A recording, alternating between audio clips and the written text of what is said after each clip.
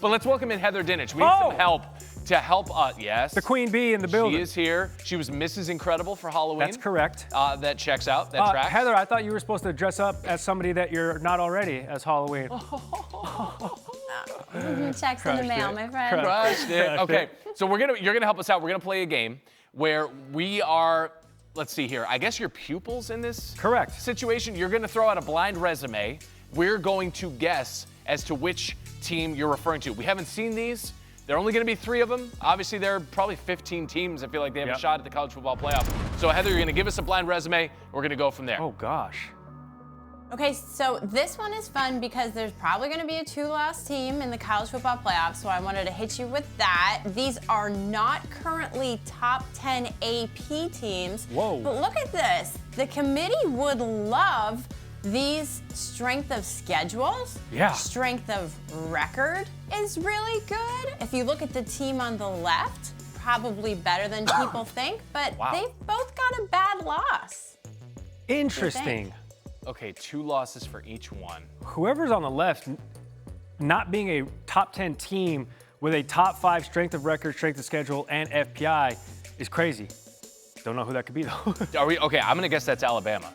Oh, it must be Alabama. I'm going to say that's Alabama on the left. There it is. Boom. Okay, got one. Bama. There it is. Oh, we just talked about LSU. I wouldn't have gotten LSU, though. Correct. Well, and guys, what's interesting about this is these are 2 2-loss teams currently ranked ahead of 1-loss Ohio State in strength of record. That gives you an idea of how important it is for Ohio State to beat Penn State and avoid a second loss. LSU and Bama are obviously going to play each other. But Heather, whichever one of those runs the table, if they can, is going to have a pretty darn good 2-loss resume. And to put a button on the first blind resume that we saw, I think we sort of beat this drum to exhaustion here.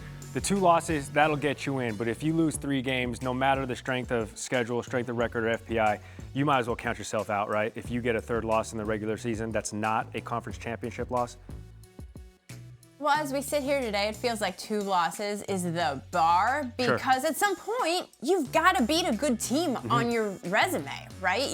There has to be a statement win of some sort. If not, then you're going to have to be really beating people like Indiana has. But I think the committee's going to hang up with Indiana's strength of schedule, which is about 109th in the country right now. And Ohio State, really the only tough game on Indiana's resume moving forward. The only ranked game. The only ranked game, yeah. Let's say that. All right, let's get to blind resume number 2. Whoa. Team on the left, team on the right. All right, strength of schedule not great for the team on the left. It's a 1-loss team. Strength of record. That's... Okay. So, guys, these teams are, I'll give you a couple hints here. These teams are not in the same conference. They played early in the season. They have very different losses. Okay. Is the left Boise This State? is going to be a... No, okay, hold on. It's going to be a big conversation in the committee meeting room. Is this Notre Dame and Texas A&M? Come on. Oh, come on. Who is on the money? If she hadn't said that they played earlier this season. Oh, I didn't hear that part. Yeah, that was the one. So Notre Dame's strength of record. Yeah, go ahead, Heather. Well, I was going to say head-to-head results are one of the tiebreakers in the committee meeting room when teams are comparable. And they look pretty comparable there, right? But what you don't see on the screen is the losses. Notre Dame's home loss to Northern Illinois is going to be talked about in that room. So is the win against Navy. Is beating Navy a top 25 win? Probably not after those 6 turnovers. So is the head-to-head win plus a win against Georgia Tech earlier in the season and Louisville, are those enough to overcome that home loss in the eyes of the committee? The bottom line here, guys, is it doesn't really matter because if Notre Dame runs the table and finishes 11-1, I think they're in the college football playoff. But for the first ranking, I think that comparison could be a little bit trickier in the committee meeting room than it has been outside of it. Okay. Hey, Heather, so we know that the committee is going to focus on that week 2 loss at home against Northern Illinois. In the same breath, will they also focus on the very next week for Notre Dame hanging up 66 against Purdue in terms of like being able to bounce back from what people are calling the worst loss 66, of obviously their season?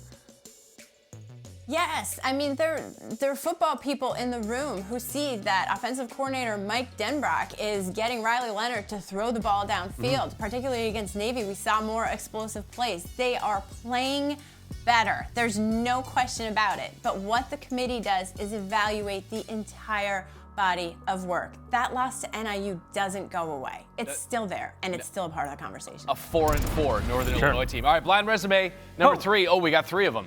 Oh, my word. Okay, strength of record there in the middle is really strong. Damn. Actually, all 3 of them are top 10 strength of records. Strength of schedule is interesting. FPI. Okay, the undefeated team on the right is Indiana. Strength of schedule, 86. Yeah. Well, let me help you out. Can I help you out? Yeah. Please. So all 3 of these teams are in the same conference, and they can all still win their conference. So it's Big Ten, Oregon, Indiana, Ohio State, Oregon, Indiana. Oh, wow. So Wow. Okay. How does it feel to go 0 for 3? I feel like Aaron Judge. What is this? BYU? Holy smokes. I knew BYU was undefeated. I love that. Wow. Guys, look at strength of schedule. Iowa State and K-State. When I look at that, I wonder if the whole world is undervaluing K-State and the selection committee has them higher than a lot of people might think.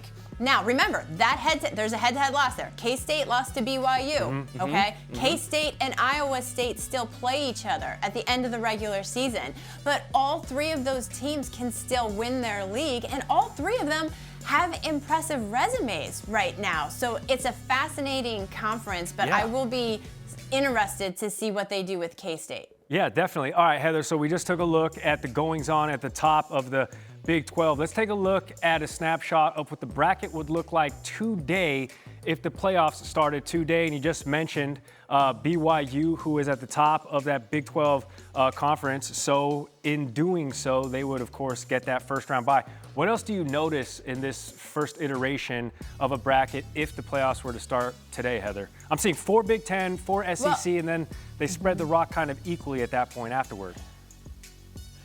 Yes, but I'm going to be completely transparent here, and I'm not sure that I might have Indiana ranked too high, going back on their strength of schedule. But the other thing about that bracket, guys, is the possibility of rematches in there. With that particular one, you see Texas, if they win that first round against Boise State, they would go on and play Georgia. Yeah. We've seen that game before. They might play each other in the SEC championship game. That'd be awesome. And in theory, if Clemson, at least on paper here, in a hypothetical, Clemson beats Ohio State, they go on and you can see a rematch of the ACC championship game, but the reality is that probably would not happen at all because the loser of that game could be in some serious trouble, and that would just change the whole picture. But the point is, the committee does not reseed to avoid rematches. They certainly can happen. Okay. All right. Interesting to see, too, as the first team's out in the bottom left. There was Notre Dame, but to start that whole segment, we were showing Alabama top 5 strength of schedule, strength of record, and FPI with 2 losses. Yeah. But they have a matchup with a couple of these teams, so interesting to see them completely left off of this field, even as part of the first team, second team out category. Right. No, well, okay, so looking at Ohio State and looking at Penn State this weekend, that is a playoff caliber matchup, and we're getting it on Saturday. Heather, what are the CFP ramifications for both the Buckeyes and the Nittany Lions? Well, for Ohio State, first of all, if they drop to 2 losses, they're going to need some help to get back into the Big Ten championship race, and I don't see that happening. So they'll be fighting for an at-large bid as a 2-loss team. And if they're fighting for an at-large bid, their best chance, as you can see on the schedule, to impress the selection committee is not against rival Michigan, it's against the upstart Indiana Hoosiers. So will that be enough to impress them with 2 losses? It depends on what other 2-loss teams are out there. We saw the strength of Alabama and LSU's resumes earlier, and who else is out there? A good 2-loss team, guys, is a Georgia that runs the table and loses in the SEC championship. A bad 2-loss team is a Miami that loses to Duke and then loses to Clemson in the ACC championship game.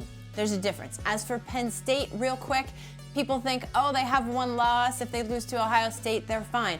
They are playing for more than that. Penn State is playing for, and Ohio State, Penn State's playing for one of the first round buys as a conference champion. If they don't get that, they're playing for one of the first round home games as seeded 5 through 8. So everything matters, even if you have one loss. Kind of interesting that in their first season in the Big Ten, Oregon all of a sudden the newcomer in that conference, and everybody, the perennial heavyweights that we've traditionally seen in that conference, have to look up to new little big brother out in Oregon, now taking control of the Big Ten. James Franklin, 1-12 all-time as a head coach against AP top 5 teams. It's a good time for Ohio State right now to be riding a 7-game win streak against the Nittany Lions. You brought up a good point. That's why it's not a whiteout game. Yeah. Penn State might be on their toes a little bit. It's a noon Eastern kick for a game that has been a whiteout game in the past. Heather, from the Big Ten to the Big 12, Colorado ranked in the top 25 for the first time this season. Listen, I know we're on the other side of the picket fence looking into this CFP scenario. They're going bowling. Is there any scenario in your head that bowling could be as part of a 12-team playoff? That sounds ridiculous. I know. I just read what's in the prompter.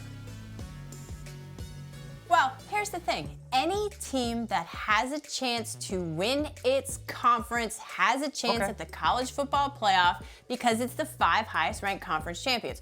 Colorado's problem is that it has 2 losses, while we looked earlier, BYU, K-State, Iowa State have 1 loss or fewer. So they need help to get into that Big 12 conference championship game. I don't think they have the resume as a 2-loss team without a conference title to get into the playoff. But in order to stay in the mix, look at those road games at Texas Tech, at Kansas. They are the 2 most difficult remaining games because they're on the road according to ESPN Analytics. But ESPN Analytics does project them to win each of their remaining games. So the best path forward for them is to hope other teams lose. I mean, that's the biggest factor for so many of these teams is win out and let the chips fall where they may because you make your best case to make the playoff. Heather Dinich, thank you so much. Wait, hold on. Heather Dinich, thank you so much. This is incredible. This is incredible. This is incredible. Also, what were we giving out at the Dinich household for Halloween? $20 bill. Oh, you guys have full-size candy bars. We had the full-size gummy bear packs. So I think that the was Swedish gummy bears too. I don't know how to say it. Haribo, I don't know. Last I checked, Halloween was an American holiday. All right, Heather Dinich, thank you. We'll see you again next week, hopefully. See ya. All right.